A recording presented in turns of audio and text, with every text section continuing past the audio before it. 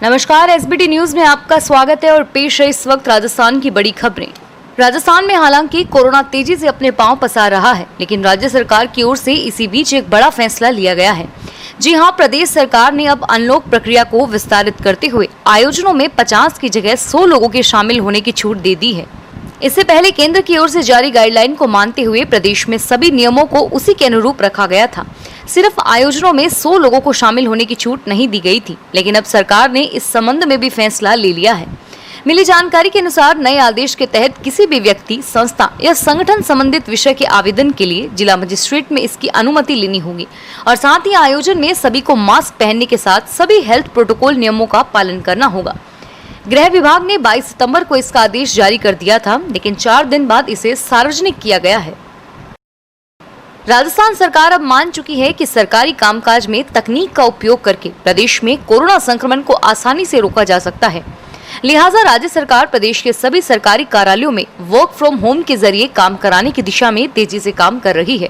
Work from home की व्यवस्था के लिए आईटी विभाग सचिवालय समेत कुछ विभागों में अभी तक सीमित दायरे में संचालित ई ऑफिस सिस्टम का दायरा बढ़ाने की कवायद कर रहा है, जिससे सचिवालय से लेकर पंचायत स्तर के कार्यालयों में कार्मिक घर बैठे ही विभागीय फाइल शुरू करने से लेकर सभी स्तरों पर सुझाव और उच्च अधिकारियों की अंतिम मंजूरी सब कुछ ई ऑफिस के जरिए कर सकेंगे। मौसम विभाग ने शुक्रवार को कहा है कि देश के उत्तर और उत्तर पश्चिमी भागों में बारिश की संभावना नहीं है, क्योंकि दक्षिणी पश्चिमी मानसून की वापसी का समय करीब है। विभाग ने साथ ही इन भागों में अधिकतम तापमान सामान्य सीमा से अधिक रहने का अनुमान जताया।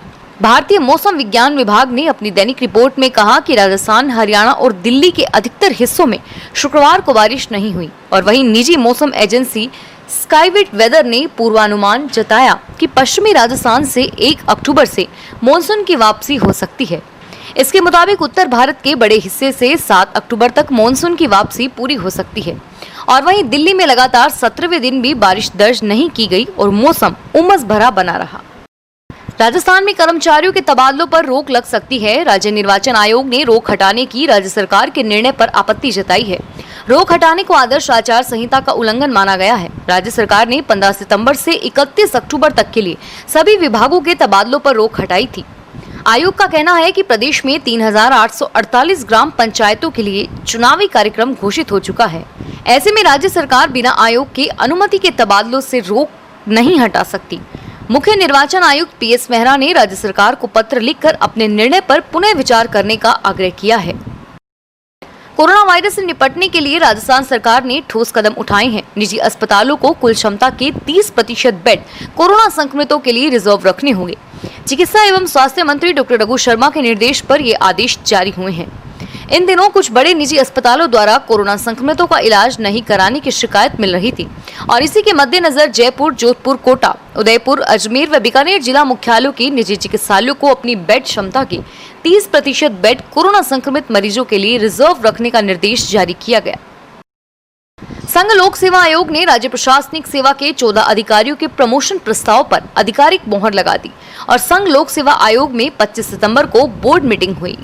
मुख्य सचिव राजीव स्वरूप का सेक्रेटरी रोली सिंह और CM adviser DB Gupta board meeting में मौजूद रहे।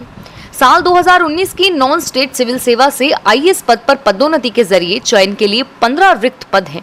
इन पदों पर प्रमोशन के जरिए चयन के लिए शुक्रवार को दिल्ली में यूपीएससी में बोर्ड बैठक हुई। बैठक में 14 आरएएस के प्रमोशन के प्रस्ताव पर मुहर लगा दी गई। रिटायर्ड आरएएस निष्काम दिवाकर के लिए लिफाफा बंद रखा गया। 3 केंद्रीय कृषि विधायकों के खिलाफ कांग्रेस लगातार केंद्र पर हमलावार है। कांग्रेस ने साझा प्रेस कॉन्फ्रेंस करके केंद्र सरकार पर जमकर हमला बोला है। कांग्रेस के राष्ट्रीय महासचिव रणदीप सिंह सुरजेवाला ने कहा है कि कृषि से जुड़े तीनों कानून लाकर बीजेपी ने हरित क्रांति को हराने वाला फैसला लिया है। किसानों को हराने वाले 3 काले कानून पास किए गए। किसान और मजदूरों के भविष्य को रौंदकर प्रधानमंत्री नरेंद्र मोदी ने किसान, खेती और मजदूरों की बर्बादी लिख दी है। सुरजेवाला ने कहा कि 62 करोड़ किसान इस काले कानून के खिलाफ विरोध जता रहे हैं।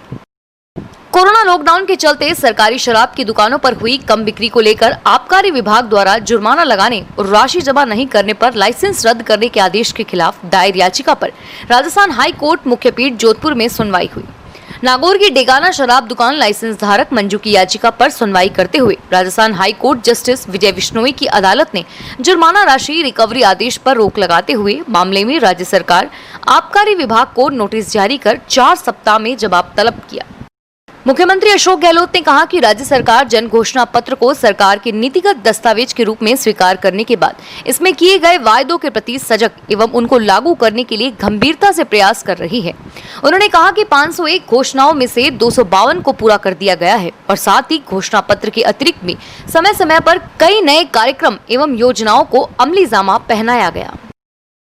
सोशल मीडिया FB पर इन दिनों कपल चैलेंज चल रहा है। लोग #कपल चैलेंज का उपयोग करके अपने पार्टनर के साथ फोटो पोस्ट कर रहे हैं।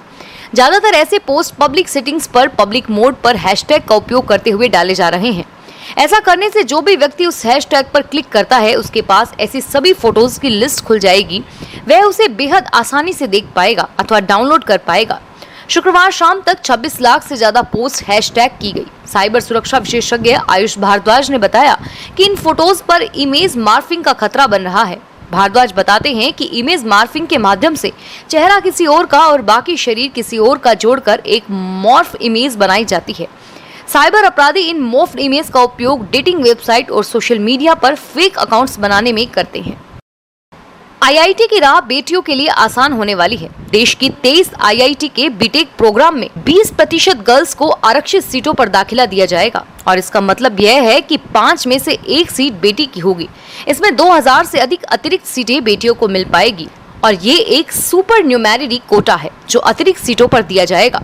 सरल भाषा में समझे तो पहले से उपलब्ध सीटों पर बिना कोई प्रभाव डाले लड़कियों के लिए अतिरिक्त सीटें बनाई जाएगी। एशियाई विकास बैंक ने राजस्थान में पेयजल और स्वच्छता के बुनियादी ढांचे के विकास और सेवाओं के लिए 22.12 अरब रुपए के ऋण को मंजूरी दी है। ADB के अनुसार इन परियोजनाओं से लगभग 5,70,000 लोगों के लिए बेहद जलापूर्ति सेवाओं और कम से कम 14 मध्यम शहरों से लगभग 7,20,000 लोगों के लिए स्वच्छता सेवाओं का विकास हो सकेगा। मारवाड़ गोड़वाड़ में कोरोना काबू नहीं है। पाली जोधपुर में तो अस्पतालों में 9 बेड जैसी स्थिति है। चिकित्सा विभाग की माने तो आने वाले सर्दी के मौसम में कम तापमान में कोरोना संक्रमण की रफ्तार और तेज हो सकती है और ऐसे में अभी से ही इसके उपचार के संसाधन बढ़ाने में चिकित्सा विभाग व प्रशासन जुट गया है। अकेले बांगड़ अस्पताल में इस माह 69 बेड से बढ़ाकर 110 बेड कर दिए गए हैं जिन पर कोरोना मरीजों का उपचार हो रहा है। कोरोना महामारी के बीच पंचायत चुनाव को लेकर राज्य निर्वाचन आयोग को सुरक्षा के कड़े इंतजाम करने पड़ रहे हैं। बगैर मास्क के मतदाता को मतदान नहीं करने के आदेश के बाद आयोग के ध्यान में आया कि मास्क की आड़ में फर्जी मतदाता हो सकता है और इसे लेकर भी पुख्ता इंतजाम किए जाएंगे, जिसके तहत आंगनवाड़ी कार्यकर्ता महिला मतदाता का मास्क हटाकर पहचान करेगी, जबकि पुरुष मतदाता की पहचान के लिए अन्य कार्मिक की ड्यूटी लगाई जाएगी। हिंडौन सिटी में कोरोना गाइडलाइन की सख्ती और भीड़ होने की शिकायत पर गुरुवार रात पुलिस ने गोपाल सब्जी मंडी में आड़तियों और बाहर से सब्जी लेकर आए वाहनों को घुसने नहीं दिया। मंडी में उतार नहीं होने से रात भर सब्जियों से लदे वाहन बाहर सड़क पर खड़े रहे और काफी जद्दोजहद के बाद मंडी में प्रवेश नहीं मिलने पर आड़तियों और सब्जी व्यापारी विधायक भरोसी लाल जाटव के निवास पर पहुंच गए। विधायक ने नगर परिषद आयुक्त की ओर और कृषि उपज मंडी सचिव को बुला मामले का निस्तारण करने के निर्देश दिए। देर शाम तक चली आड़तियों की बैठकों के बाद भी सब्जी मंडी लगाने का स्थान तय नहीं हो सका। इस पर गोपाल सब्जी मंडी के आड़तियों में शनिवार को थोक सब्जी मंडी बंद रखने का निर्णय लिया। फिलहाल इस बुलेटिन में इतना ही और फिर हाजिर होंगे तमाम बड़ी खबरों के साथ।